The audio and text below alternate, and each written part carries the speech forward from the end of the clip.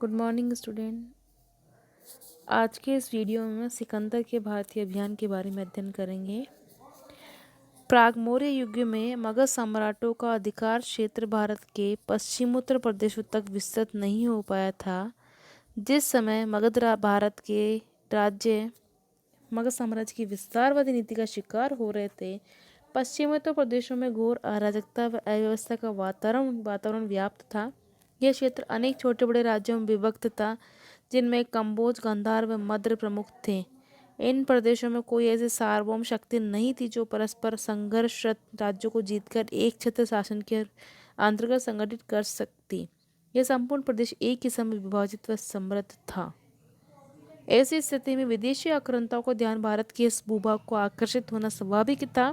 परिणाम स्वरूप देश का यह प्रदेश दो विदेशी आक्रमणों का शिकार हुआ। इनमें पहले आने वाले पर्सिया के हकामानी नरेश सेठ, दूसरा सिकंदर का भारतीय अभियान था।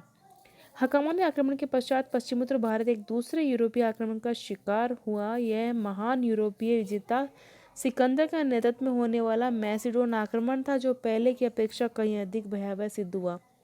सिकंदर मैसिडोन क्षेत्र फिलिप द्वितीय का पुत्र था और पिता की मृत्यु के पश्चात 20 वर्ष के कम आयु में वह शासक बना। वह एक महत्वाकांक्षी शासक था।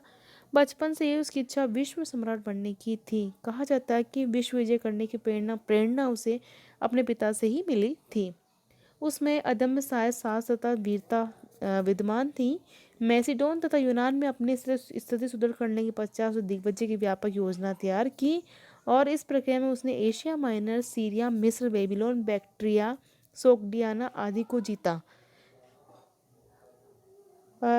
पश्चिमोत्तर भारत की राजनीतिक परिस्थिति उस समय अराजकता के दौर से गुजर रही थी। यह प्रदेश सिकंदर के विजय के लिए सर्वथा उपयुक्त था। अतः हकामानी साम्राज्य को ध्वस्त करने के पश्चात 326 ईसा पूर्व के बसंत के अंत में एक विशाल सेना के साथ वह भारतीय विजय के लिए चल पड़ा। भारत के पश्चिमोत्तर भाग में इस समय अनेक छोटे बड़े जनपद, राजतंत्र तथा गणतंत्र विद्यमान थे। पारस्परिक देश तथा घृणा के कारण वे किसी भी आक्रमणकारी का संगठित रूप से सामना नहीं कर सकते थे। राजतंत्र गणतंत्रों को समाप्त करना चाहते थे, जबकि गणतंत्रों के लिए राजतंत्रों की सत्ताएं असह्य हो रही थी। उस समय अनेक डॉक्टर हेमचंद रायचौधरी ने 28 स्वतंत्र शक्तियों का उल्लेख किया है, जो इस समय पंजाब तथा सिंध के प्रदेशों में विद्यमान थी। सिकंदर के समकालीन यूनानी लेखकों ने इन राज्यों के बीच पारस्परिक शत्रुता का उल्लेख किया है। कर्टिया समय बताता है कि तक्षशिला के राजा आम्बी तथा केकय नरेश पोरस में शत्रुता थी। एरिन के अनुसार पोरस और अबिसियर्स ने मिलकर मालव तथा शूद्रों को आक्रमण किया था। सिकंदर का सिंधु को प्रस्थान। हकामानी साम्राज्य को विनाश करने के बाद सिकंदर ने उसके सबसे पूर्वी भाग में स्थित बल्ख के प्रांत में एक उपनिवेश की स्थापना की। इसी स्थान पर उसने भारतीय विजय के लिए कूच किया। बल्ख से निकल काबुल के मार्ग से होते हुए उसने हिंदुकुश पर्वत पार किया। वह अलेक्जेंड्रा पहुंचा, जहाँ के क्षत्रप को उसने कुशासन के आरोप में हटा दिया और उसके स्थान पर एक नए क्षत्रप की नियुक्ति की। यहाँ से सिकंदर ने निकाया को प्रस्थान किया। वह यह भारत का सबसे निकटवर्ती प्रदेश था। निकाया में सिकंदर से तक्षशिला के राजा आम्बी के नेतृत्व में एक दूतमंडल मिला, जिसने उसे सहायता का पूर्ण आश्वासन दिया। तक्षशिला के राजा ने सिकंदर को बहुमूल्य वस्तु तथा हाथी भेंट किए। किसी भारतीय नरेश द्वारा अपने देश के प्रति विश्वासघात किए जाने का लिखित इतिहास में पहला दृष्टांत है। इस प्रकार जो है सिकंदर पुष्पकलावती आया इसके बाद, और सेना ने पहले ही अधिकार कर लिया था। उसकी दूसरी सेना ने सिंधु नदी के पश्चिमी प्रदेशों को उसने एक प्रांत जो है में संगठित किया तथा निगनौर को वहाँ क्षत्रप नियुक्त किया। यहाँ एक महीने विश्राम करने के पश्चात 326 ईसा पूर्व के बसंत में यूनानी विजेता ने सिंधु नदी पार कर भारतीय भूमि पर कदम रखा। सिंधु नदी को पार करने के बाद तक्षशिला के शासक आम्बी, जिसका राज्य सिंधु तथा झेलम नदी के बीच फैला था, ने अपनी पूरी प्रजा तथा सेना के साथ सिकंदर के सम्मुख आत्मसमर्पण कर दिया तथा अपनी राजधानी में सिकंदर का भव्य स्वागत किया। तक्षशिला में एक दरबार लगा, जहाँ आस पड़ोस और अनेक छोटे छोटे राजाओं ने सिकंदर के सामने बहुमूल्य सामग्रियों के साथ आत्मसमर्पण किया। इस प्रकार तक्षशिला में खुशियां मनाते हुए सिकंदर ने झेलम तथा चिनाब के मध्यवर्ती प्रदेश के शासक पोरस से आत्मसमर्पण की मांग की। पोरस जिसे स्वाभिमान राज्य के लिए शर्त अपने गौरव तथा समर्यादा के विरुद्ध लगी, उसने यह कहलवा भेजा कि वह यूनानी विजेता का दर्शन रण क्षेत्र में ही करेगा। यह सिकंदर को खुली चुनौती थी, अतः वह युद्ध के लिए तैयार हुआ। झेलम का युद्ध, झेलम जिसे वितस्ता भी कहा जाता है। पोरस तथा सिकंदर की सेनाएं झेलम नदी के पूर्वी तथा पश्चिमी तट पर आ डटी। बरसात के कारण झेलम नदी में बाढ़ आ गई, अतः सिकंदर के लिए नदी पार करना कठिन था। दोनों पक्ष कुछ दिनों तक अवसर की प्रतीक्षा करते रहे। अंत में एक रात जब भीषण वर्षा हुई, सिकंदर ने धोखे से अपनी सेना को झेलम नदी के पार उतार दिया। उसके इस कार्य से भारतीय पक्ष स्तंभित रह गया। पोरस की सेना बड़ी विशाल थी। एरियन के अनुसार सेना में 4000 बलिष्ठ अश्वारोही, 300 रथ, 200 हाथी तथा 30,000 पैदल सिपाही थे। सर्वप्रथम पोरस ने अपने पुत्र के नेतृत्व में 2000 सैनिकों को सिकंदर का सामना करने तथा उसका मार्ग अवरुद्ध करने के लिए भेजा, परंतु यूनानी सैनिकों के सामने वे टिक नहीं सके तथा उसका पुत्र मारा गया। अब पोरस सिकंदर के साथ अंतिम मुठभेड़ के लिए अपनी पूरी सेना के साथ मैदान में आ गया, लेकिन भारतीयों का दुर्भाग्य था कि प्रारंभ से ही युद्ध उनके विरुद्ध रहा। पोरस के सैनिक विशाल धनुषों से युक्त थे। बरसात के कारण भूमि दलदल हो गई, इसके लिए धनुष को जमीन पर टेक पाना असंभव हो गया। पोरस का सेना के विशालकाय हाथी यूनानी सेना के तीव्रगामी घोड़ों के सामने टिक नहीं सके। युद्ध का परिणाम सिकंदर के पक्ष में रहा।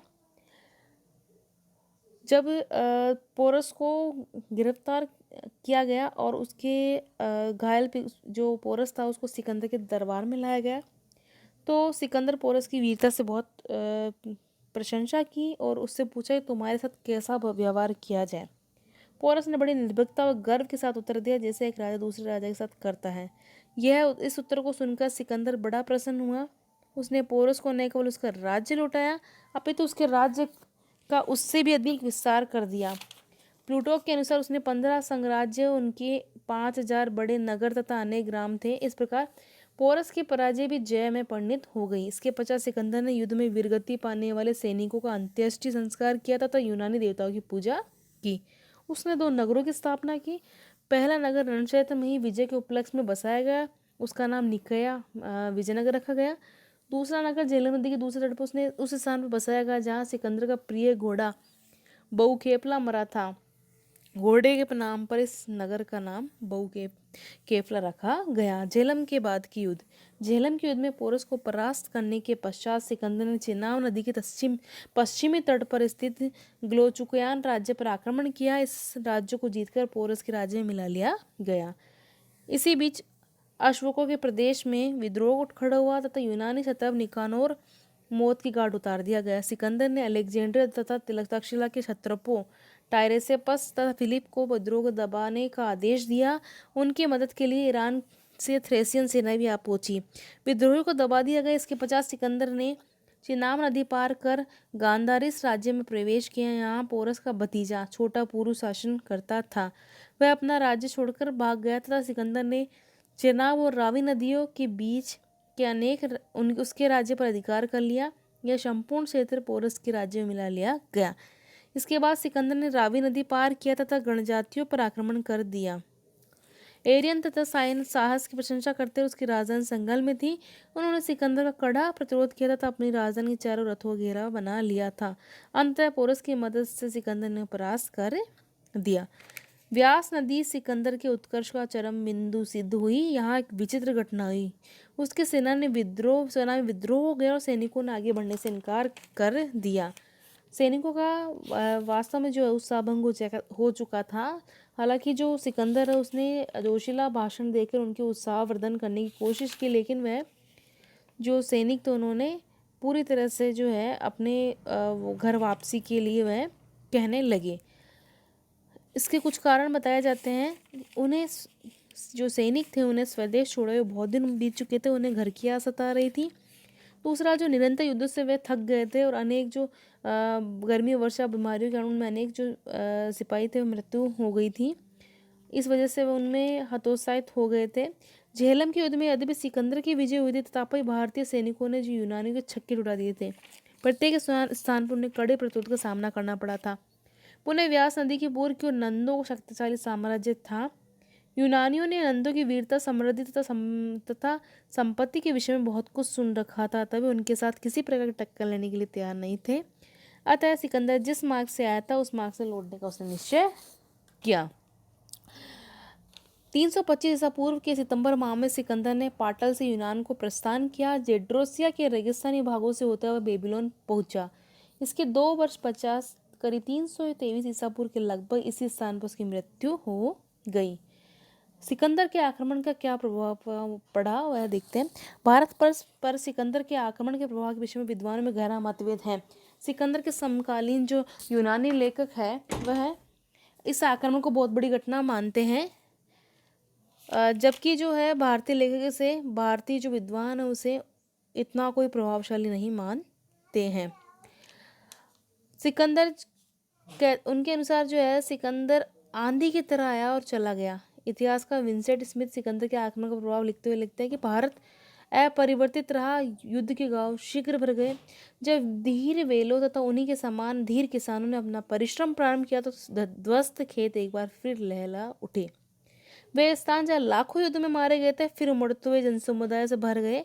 भारत का यूनानीकरण नहीं हुआ, वह अपना शानदार पृथकता का जीवन व्यतीत करता रहा और मैसेडोनियन झंझावत के प्रभाव को शीघ्र भूल गया।